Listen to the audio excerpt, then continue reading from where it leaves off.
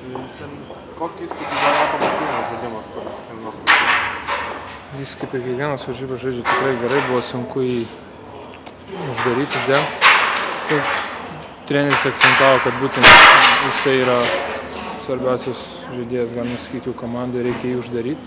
Manau, tas darbas sekėsi, kaip pasako rezultatą parodė, mes laimėjom, reiškia tą įvykdėm. Kuo skiriasi galbūt šiandienos rungtynės ir Lenkijos? Galbūt pergalė. Čia mes laimėjom, o... Varžovai patikės stikmenų tokio nesitikėjo. Galbūt jau buvo lengviau žaisti, nes žinojom, ką jie daro, nes buvom jau žaidę.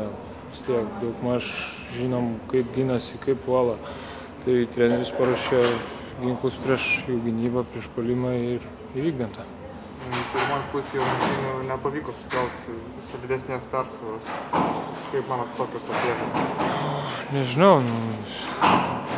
varžybos baigėsi po 4 kėlinių, ne po 2, tai po 2 kėlinių mūsų užduotis buvo neleisti jų į priekį ir išlaikyti persvarą mūsų rankose, o tą, manau, įvykdėm.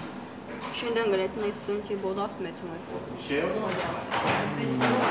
Nežinau, ne mūsų pusė gal buvo baudos metimai. Tai vienas varžybos vienas, kitas kitaip. Turėsim laiko, patobulinsim.